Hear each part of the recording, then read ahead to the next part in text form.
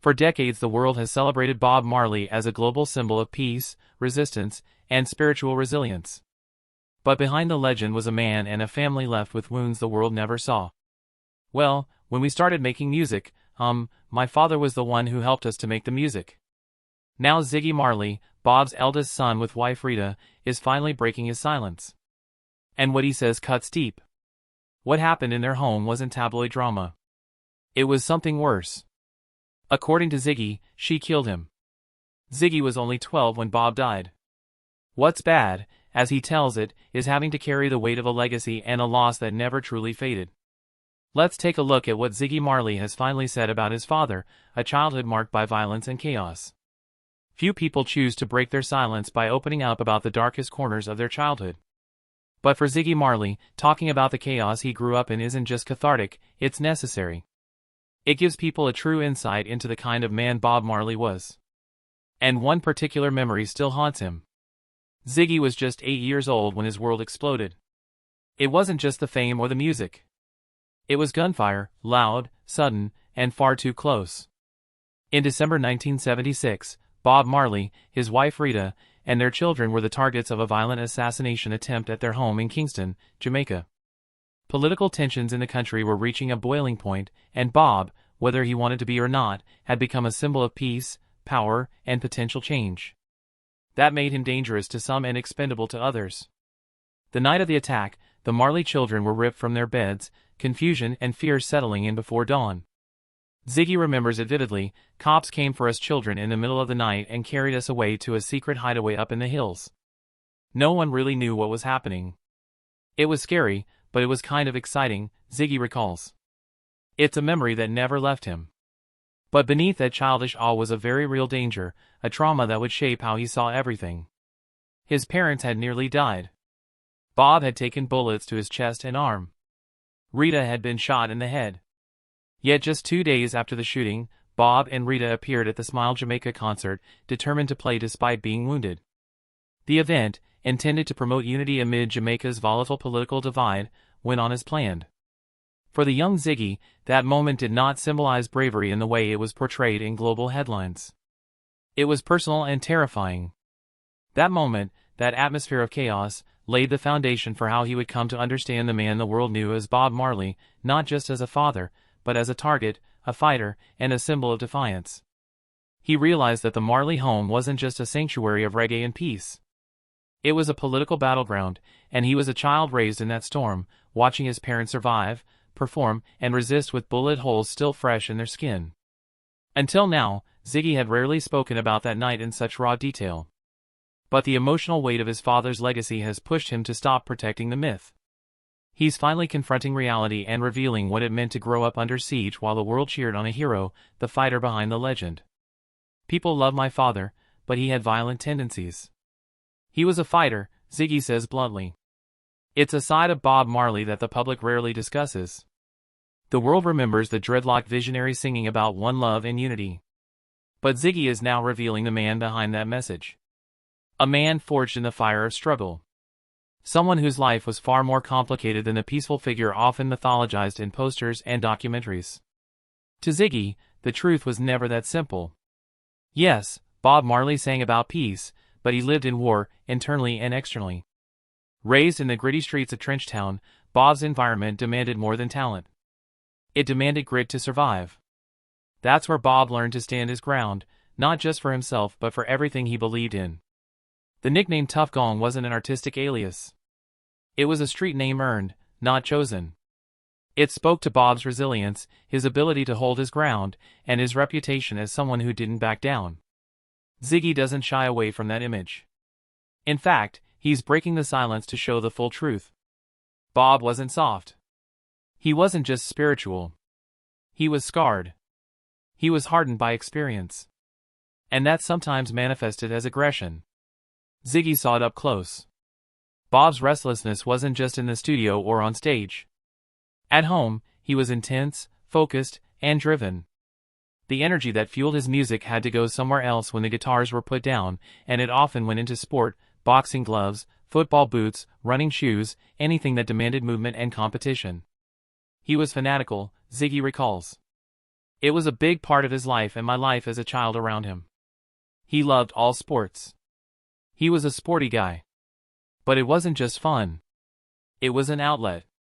Even when Bob showed up at Ziggy's primary school, he wouldn't stand on the sidelines. He would join the football matches, playing alongside or against the children. He was fast, and he had a good kick, Ziggy laughs. That was his aspiration. The image of Bob Marley chasing a football across a schoolyard may feel at odds with the iconic prophet figure millions worship. But for Ziggy, it was real.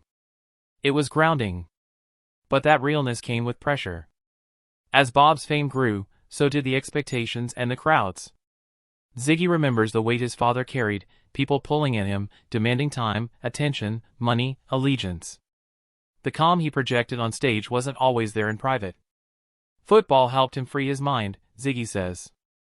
It was his way to breathe. But even sport couldn't always ease the pressure, because while Bob was holding up the world, he was also struggling at home, especially in his marriage to Rita. Rita and Bob had a complicated bond.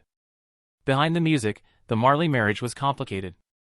It was built on love, loyalty, jealousy, and betrayal.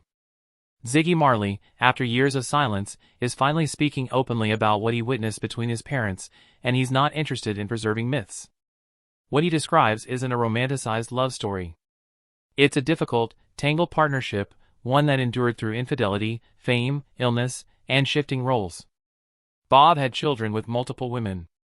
That wasn't a hidden secret. It became part of the public narrative. But what the world didn't see was how deeply it affected the family. Rita Marley remained by Bob's side not just as his wife but as a foundational figure in his personal and professional life. She managed his schedule, performed alongside him, and in the final chapter of his life, when his health collapsed, she became his caregiver as cancer slowly took hold. Still, Ziggy doesn't sugarcoat the pain. In a moment of rare emotional intensity, he said something that cuts deep: she killed him emotionally and spiritually. It's the grief of a son who watched love and pain live under the same roof. It's the weight of unresolved tensions, unspoken betrayals, and the slow erosion of trust between two people who could never fully let go. Rita, for her part, had her own affairs. Bob was famously unfaithful. And yet, somehow, there was a loyalty that persisted beyond betrayal, a kind of loyalty that outlasted love even when love had frayed. Bob, according to Ziggy, was deeply possessive of Rita. He didn't want other men even looking at her while living a life where women came and went. That double standard, that contradiction, created a toxic undercurrent in their bond. It wasn't healthy, but it was theirs. When Bob's health declined, Rita stepped up in ways that no one else could. According to accounts from those closest to the family, she was by his side during the worst of it. She handled the pressure, the chaos, and the emotional load. In those final moments, whatever romance they once had long since faded. What remained was duty, history, and something deeper than either. Ziggy's honesty brings a new depth to how the world views his parents. Bob wouldn't be Bob without Rita, he says. And it's true. Their connection defied categories. It was a partnership shaped by music, survival, and compromise. It may not have resembled the ideal of love, but it was real and it endured. For the first time, Ziggy is letting the world inside that truth. It wasn't perfect. It wasn't peaceful. But somehow it worked, for a while, until love and loyalty couldn't keep them safe, and Ziggy had to witness his family falling apart in the aftermath of the assassination attempt. London years and the creation of hope. After the shooting in Kingston, Bob fled to London. There, in the quiet of 42, Oakley Street in Chelsea, he found space to heal and to write. The chaos of Jamaica, the threat on his life, and the relentless pull of politics had left him physically wounded and emotionally drained. London offered him a rare moment of calm. It was in that sanctuary, far from the heat of Kingston, that he crafted one of his most hopeful songs, Three Little Birds. The song's optimism, "Don't worry about a thing, 'cause every little thing is going to be all right," became an anthem of reassurance for the world. But for Ziggy Marley, those words held a more complicated meaning. Because while Bob was creating comfort through music, his children were still back in Jamaica, living with the lingering aftermath of the attack and adjusting to life without him. Ziggy, the eldest son, was only 8 at the time. While Bob was working through his trauma in London, Ziggy was navigating school, daily routines, and a home forever changed by violence. He doesn't speak about that period with bitterness, but his tone carries a quiet resignation. When you reflect back you can feel sad, but in that moment you got to do what you got to do, he says. I had to go to school. There were a lot of things going on, so you just get on with it. That disconnection between father and son wasn't just physical. It was emotional. Ziggy didn't grow up in constant contact with Bob.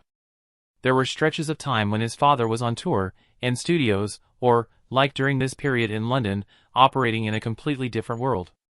And even when he was around, he was rarely just dad. He was Bob Marley, global icon, revolutionary musician, myth. For a child, that kind of presence creates a strange kind of absence. Ziggy doesn't accuse. He doesn't condemn. But for the first time, he's saying what was left unsaid. Bob wasn't there. Not really. Not when it mattered most. And that truth, quiet, painful, and often buried, shaped Ziggy's life in ways even he is still unpacking. Bob's creative escape to London may have helped birth timeless music, but it also highlighted a growing separation from his children.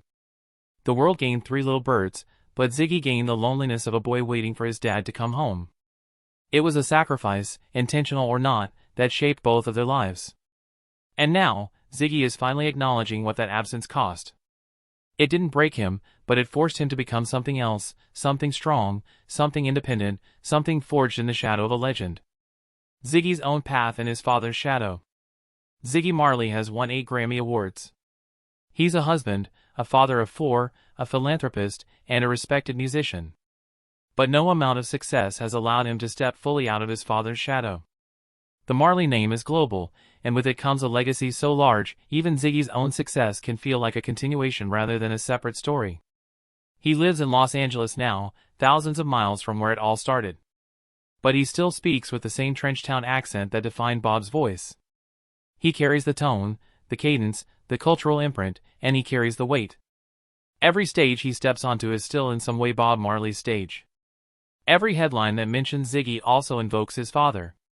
There's always an expectation that I will do covers of Bob Marley songs at live events, but I'm more than happy to do that, he says.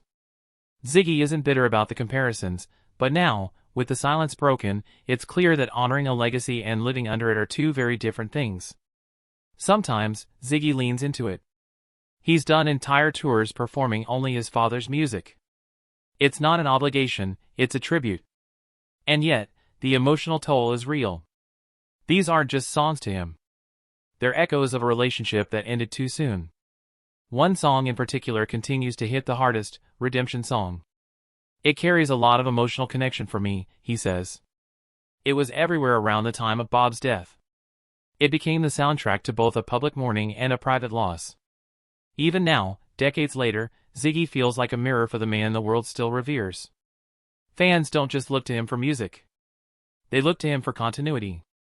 He acknowledges this with grace, but also with an honesty that signals how difficult it's been to balance his identity with the legacy he inherited.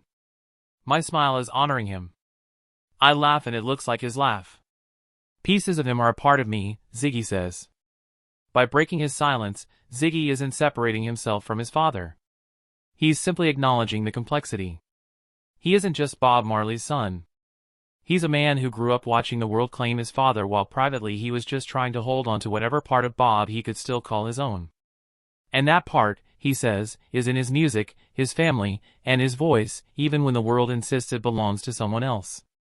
But there is one small moment that will forever be between father and son, Bob's last words to a boy who had to grow up fast once his father had passed. The final days and words that haunt Ziggy's last memory of his father are burned into his mind. He was just 12, peeking through the window of a hospital room. Bob, frail and visibly fading, spotted him and summoned him inside. "Hey, well young Bob, I have a song for you," his father said. Then came the words that would stay with Ziggy for the rest of his life. "On your way up, take me up. On your way down, don't let me down." It wasn't a goodbye in the conventional sense. Bob's message wasn't sentimental. It was a passing of responsibility.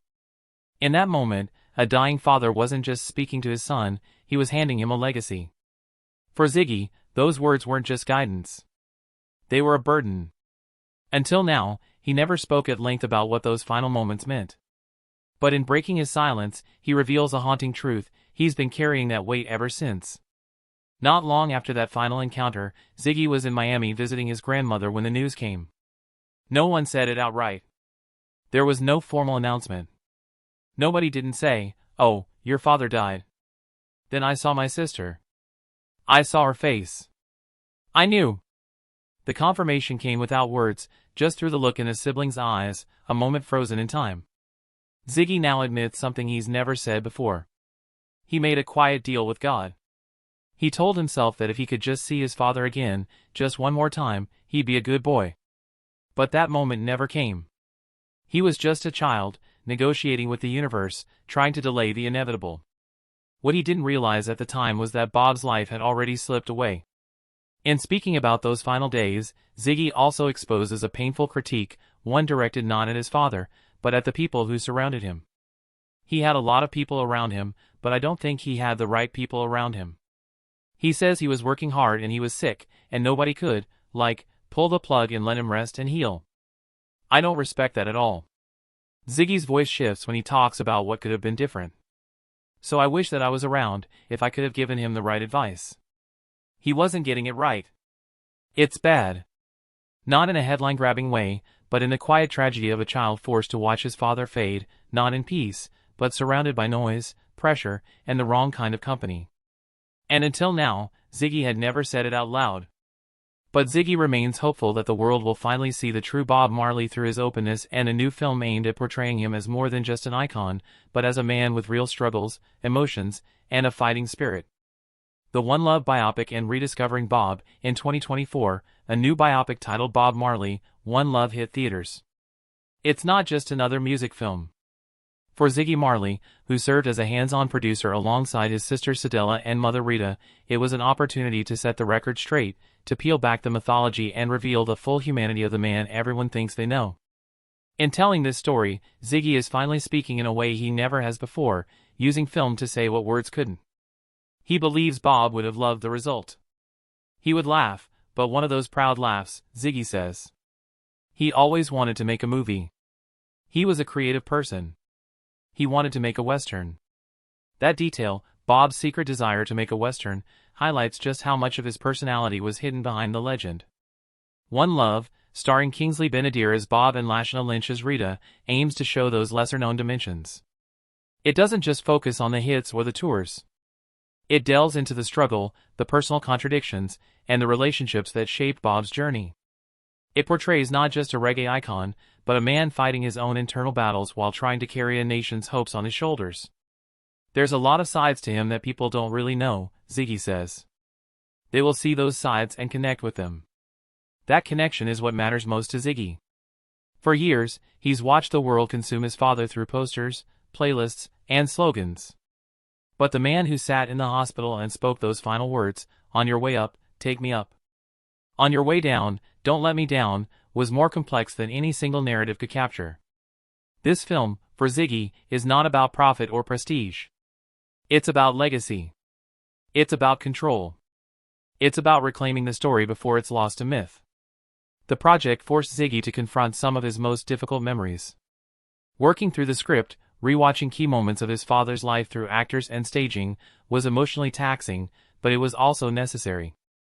It's one thing to live with memories, he says, but it's another thing to put them on screen and share them with the world. Ziggy has taken a bold step toward the truth by finally opening up about Bob, not only as a musician but also as a father, partner, and flawed human being. The film may be titled One Love, but it's really about one life, told by the person who knew him in ways no one else could. And finally, Ziggy might be able to heal a little from the absence he's felt for most of his life. It's bad, the weight of absence. What Ziggy mourns most isn't fame or lost wisdom. It's presence. Daddy was fun, he says. Him do more than me could ever do. You know what I'm saying, he did so much.